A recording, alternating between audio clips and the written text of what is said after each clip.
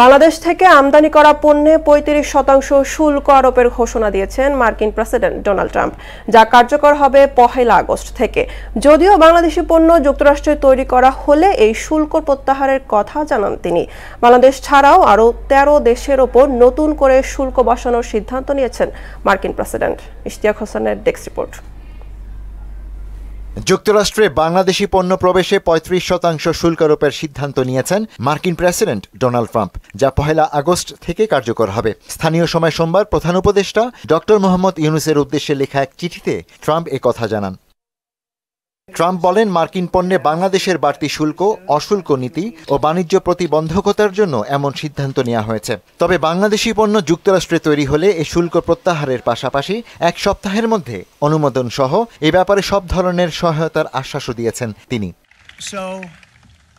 এদিকে মার্কিন শুল্ক আরোপের প্রেক্ষিতে বাংলাদেশ পাল্টা ব্যবস্থা নিলে ৩৫%-এর সঙ্গে আরও বাড়তি শুল্ক বসানোর হুমকি দিয়েছেন প্রেসিডেন্ট ট্রাম্প। এর আগে এপ্রিলে বাংলাদেশি পণ্যে ৩৭% শুল্ক আরোপ করেন তিনি, যা ৯ এপ্রিল থেকে কার্যকর হলেও বৈশ্বিক অর্থনীতির টালমাটাল পরিস্থিতিতে ৩ মাসের জন্য স্থগিত রাখা হয়।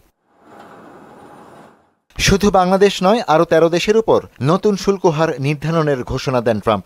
জাপান, দক্ষিণ কোরিয়া, মালয়েশিয়া, কাজাখস্তান, তিউনিসিয়ার উপর ২৫% শুল্ক আরোপ করা হয়। দক্ষিণ আফ্রিকা ও বসনিয়া অ্যান্ড হার্জেগোভিনার পণ্যে ৩০, সার্বিয়া ৩৫, ইন্দোনেশিয়ায় ৩২ আর কম্বোডিয়া ও থাইল্যান্ডকে ৩৬% শুল্ক আরোপ করা হয়। সবচেয়ে বেশি ৪০% শুল্ক আরোপ করা হয়েছে মিয়ানমার ও লাওসের উপর। এছাড়া গাড়ির ক্ষেত্রে আলাদা করে ২৫ এবং স্টিল ও অ্যালুমিনিয়ামে ৫০% শুল্ক যোগ হবে বলেও জানানো হয়।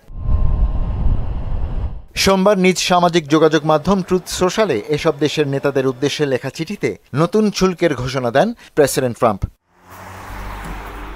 ইশতিয়াক হোসেন, মোহনা সংবাদ।